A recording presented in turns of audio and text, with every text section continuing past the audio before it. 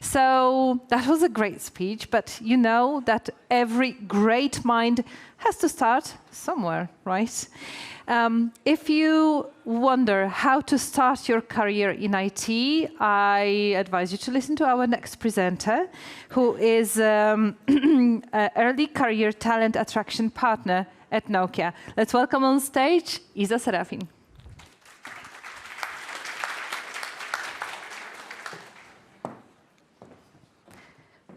Hello, welcome everyone. It's a great pleasure to be here today, and the audience is even bigger than I expected, so I'm really thrilled to be here. And thank you for this introduction. And today I would like to tell you more about the early careers in IT. But before we dive into that topic, let me introduce myself shortly. I'm working in Nokia for over 3 years. I joined as a trainee, and I can still consider myself as someone who is in their early careers. At Nokia, I'm focusing on recruitment activities and employer branding events. So all of those job fairs, conferences, cooperation with universities, this is part of my scope of responsibilities. And for my private life, I always enjoyed working with people. I always enjoyed understanding others. That's why I studied human resources and psychology and management. And I did my master's thesis about managing different generations. OK, so now we heard the term early careers quite a few times. And I guarantee that you will hear it way more times today. But what exactly does that mean? Often, the first thing that comes to your mind when you hear that term is someone young, someone who is looking for their first job. And this conclusion is sort of right. Only sort of, because being early career professional doesn't have to do anything with the age. It's about the stage that you are currently in terms of career in specific field. And this is a really broad definition. So today I would like to propose you 3 different subgroups of being an early career professional. So first one are students and fresh graduates. And I know that you raised your hands at the beginning of the conference, but please, if any one of you is a student or fresh graduated from the university, please raise your hand. Yeah, so I see plenty of hands in the air. Well, each of these groups of early career professionals has some different expectations from the employer. So what differs them from the more senior candidates and more senior employees is the fact that they expect more support, more training opportunities, and more flexibility from the company's side. And when it comes to the students and fresh graduates, those people often are still wondering which career path they should choose. They are still looking for more information on the website, job fairs, because they are not sure which career path will be the perfect fit for them. And once they find the perfect opportunity, they are looking for more flexibility, because they are still combining the studies with work. And we know that university should be a top priority, so the work shouldn't be that much of a commitment, so they will fail their classes, of course. So they are looking for part-time positions and flexibility of working hours. Second group that we can define as early career professionals are professionals with less than 5 years of experience. And do we have anyone in the audience who has less than 5 years in his career in chosen field? Please raise your hands. For example, I am this person. I'm still at the beginning of my career. And people who are at this stage are looking for companies who will provide them the possibility to grow, and for companies who will help them in establishing their career path, and will help them choosing which trainings, which competencies they focus on. So those candidates will be looking for knowledge-sharing opportunities and this constant support of an employer. And I mentioned 3 groups. So the last one are learners. Those are the people who might have experience in different field, in different industry, but decided to change their career. We had a perfect example of Kasia Wilma, who took part in one of the trainings and changed her industry from being in a construction field to being a team manager in the IT or in the telecommunications. So such candidates are looking for knowledge sharing opportunities and job-specific trainings that will help them to prepare the specific path that they want to obtain. And this is the best example that early careers doesn't have to do anything with the age, because those people often can be in their 30s, 40s, even 50s, but they just decided to switch their careers. So in the terms of the new role, they are perceived as someone new, as someone at the early stage. And of course, today we are at the conference Women of IT, so we have to tell you a little bit more about the IT. And a few times we heard that the IT world is constantly changing. And I want to focus on that because IT has plenty of different career paths. And if we had to cover all of them, believe me, this conference wouldn't be a one-day-long conference, but probably we'll spend there a week, and still there would be some topics to cover. But one thing that is common for all of these paths is the fact that the technology is constantly evolving, and the IT world is changing. Some jobs are changing faster, some slower. However, to not lose track of these changes, my best advice is just to be the part of this change. And I know that now you might think that, well, so we have to just find the first job offer and be part of the IT. Well, it's not that simple. What I strongly recommend is spending more time when deciding about your future employer, and find some companies who have established early careers strategy and that understand that those professionals who are at the early stage of their career have some specific needs. So this is the main question for today.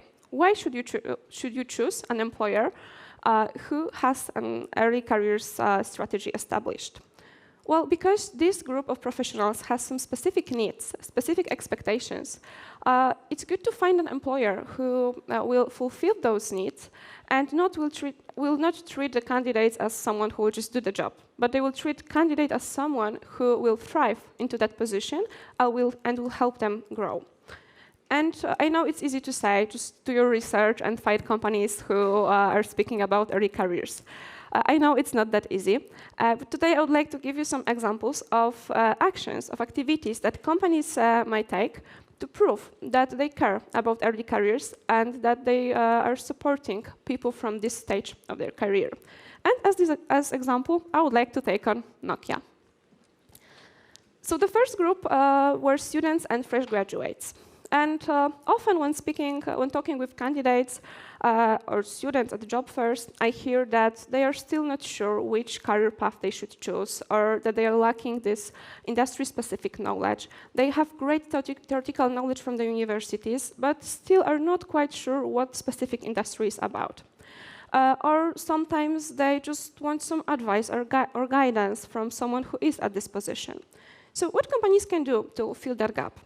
For example, Nokia is cooperating with the best universities in Poland and is providing specific industry-related courses and lectures. For example, behind me you can find a list of our courses at some of them are at the Bydgoszcz University of Science and Technology, some of them are at the Wrocław University of Science and Technology, some at AGH. But as you can see, we are supporting different universities to give the students opportunity to get this industry-specific knowledge about telecommunications, which will not only be their leverage during the recruitment process, but will also give them this deeper understanding of the industry and help them to make decisions about their future career. One of the programs that is really worth mentioning is our postgraduate program for women at WSB Merita University in Bydgoszcz, which is in partnership in Nokia. And lectures and trainings are the one thing that can happen at the university. As I mentioned, students often seek this guidance, looking for advices from people who are at this position. And what is the other way to find an employer than job fairs at the universities or different occasions? This is the best way to speak with someone who is at the position that you may be interested in. And sometimes this 10 minutes long conversation can give you more than doing your research online, because you can get some tips from the specialist or some advices, which courses you should take on, or they can even advise you if this is worth joining this particular field, or maybe you should focus on something else. So it's good to look for companies who are active at the universities and are present at different occasions and have this opportunity to talk with the students. Because what is the other way to meet the employer before you sign the contract? This is the best way to meet them. Of course, at Nokia, we also like sharing our knowledge, and that's why Nokia founded different laboratories in different cities in Poland. We provided LTE and 5G laboratories in Wrocław, in Kraków, also in Gliwice and in Warsaw. So the students can work on the newest hardware, and they can work in the environment that they will possibly meet in the future at their future workplace. Other situation when we like to share our knowledge is the fact that we always encourage students to write their thesis about the projects from Nokia. So we support students who want to write their diplomas about activities that happen at our company. Either those students that are currently working in Nokia or those that are external. And for this group of students and fresh graduates, this possibility to obtain knowledge is one factor, one of their expectations from the employer. And the second thing was flexibility. So it's important that companies provide different types of internship, so each student, each candidate can find something that will be a perfect match for them. So for example, at Nokia, we have two different types of cooperation with students. First one is called summer trainee, and as the name suggests, is a short internship that happens in summer. And I won't be getting into too many details because one of our amazing speakers, Anya, was our summer trainee this year, and she will tell you more about this program. But what you should know is the fact that this program is dedicated for the students at the early years of their studies, usually the second or third year. And this is the perfect chance to check if chosen position is a good fit for you. And after that, of course, there's the possibility to stay for longer. And the second type of cooperation that I mentioned is working student internship. This is a long-term internship, which usually lasts from 1 year up to 2 years. And there's a full flexibility when it comes to the working hours. So it's easy to combine working and studying at the same time. And what is a great benefit of this internship is the fact it's not just about doing short project and then leaving the company. Absolutely no.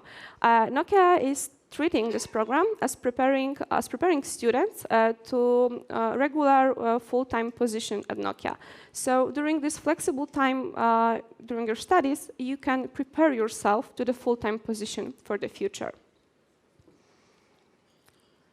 So we covered the first group, students and fresh graduates. What about the second group of the early career professionals? What about those who are, just like me, at the beginning of their career and are focusing on their growth? So Nokia provides special programs for our employees. First one is called TCP, Technical Career Path. This is a special platform, special place where each employee can find suggested job offers, suggested positions that may be interested in the future. And because it provides the list of the requirements and competencies necessary at this position, the employee has a clear understanding what she or he should focus on to obtain this role in the future. So it's easier to plan your development, and it's easier to decide on which training you should focus on. And once the employee decides which training they should obtain, they can choose them from our Nokia Edu platform, our Nokia Edu store, where we have thousands of different trainings. Of course, that's not all. We have special departments focused on competency development, but it's ready to be used. So, and of course, free. So employees can do that freely in their work time. And Eva today mentioned an amazing example that sometimes we are not sure what we want to do with our future. Sometimes we're stuck in the middle between different options. And then what's really helpful is using Nokia coaching and mentoring programs, where you can seek advice from experts who've been in your position, or maybe they haven't, but they know how to help you decide. So if someone is deciding whether or not they should stay at this position, or maybe they should switch to a different department, they can use some help from mentors and coaches to make it easier for them to decide. And if an employer decides to switch the department because she thought that maybe something else could be a better fit for her, at Nokia there are special programs that are called job rotations. Those are the short-term assignments where for a few, usually 6 to 12 months, an employee can change departments and check if this new position is a great fit for them. After that period, they can either get back to their previous role or they can stay in the new team. And one of the latest things that happened at Nokia is Nokia Next Gen Community. This is a new program launched, I believe, 3 or 4 months ago that helps to build community of the early career professionals from particular region. So, for example, our region is in Europe, so all EC professionals for Europe have special trainings which are tailored to the needs of people who are on the early stage of their career. So this is not only about onboarding to Nokia and job-specific onboarding, but it's more about skills that will be needed to develop at the beginning of your path. And one of the things that will be overlapping with my next part are technical conferences. We heard about them today as well. Nokia likes to share its knowledge. I know I mentioned that quite a few times. But that's why we have 3 different conferences. One of them is this amazing conference, Women of IT. The second one is Code Dive, and third, Test Dive, where our employees can try themselves in being as this position that I am right now. So they can try themselves as a speaker. So they want to share their knowledge, but they also be at the audience, and they can hear their colleagues who maybe will be a great advisors for them. And if you remember correctly, the third group that we mentioned are learners. So actually, we had a short introduction to our offer for learners, which is Nokia Academy. Nokia Academy is a free-of-charge training that usually lasts around a few weeks, where people who want to change their industries can get this job-specific training provided by our employees. So this is a perfect mix of theoretical knowledge and practical examples from our employees. And we provided over 20 editions of Nokia Academy in Poland. And trust me, it is impressive because each edition lasts around 2 months and takes a lot of time involved, not only from our employees, but from the participants as well. And we help plenty of people to change their industry and to join the IT and telecommunications world. Nokia Academy is usually focused on one of the 3 areas: C++ development, software engineering, and software testing, and FPGA engineering.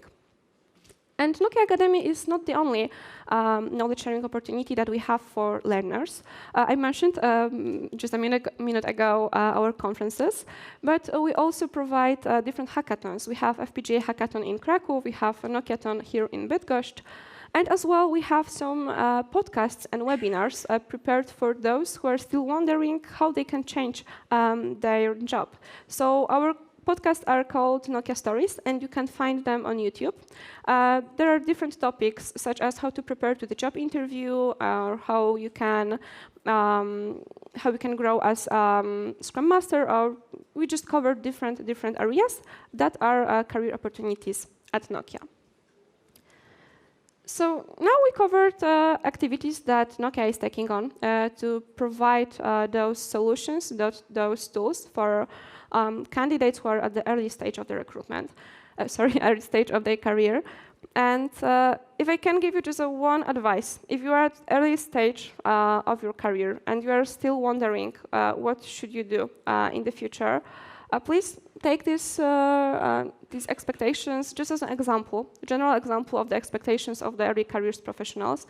But please take a few minutes and focus on what do we expect from an employer, And then do your research and check if the company that you may be interested in is doing something that will fulfill those expectations. So once you accept the job offer, it will be not only about the job, but also about the possibility to thrive into the role.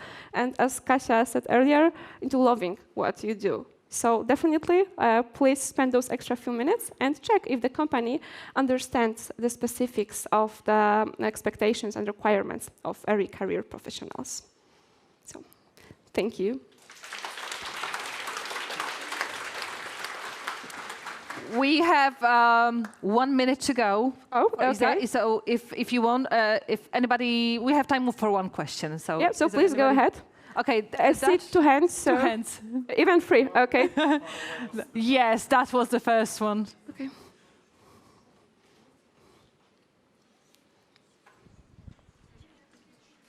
You spoke about changing career paths when you're not feeling it, but what about when a person is sure that they want this exact career path, but feel insecure about their skills, that they're not good enough for this?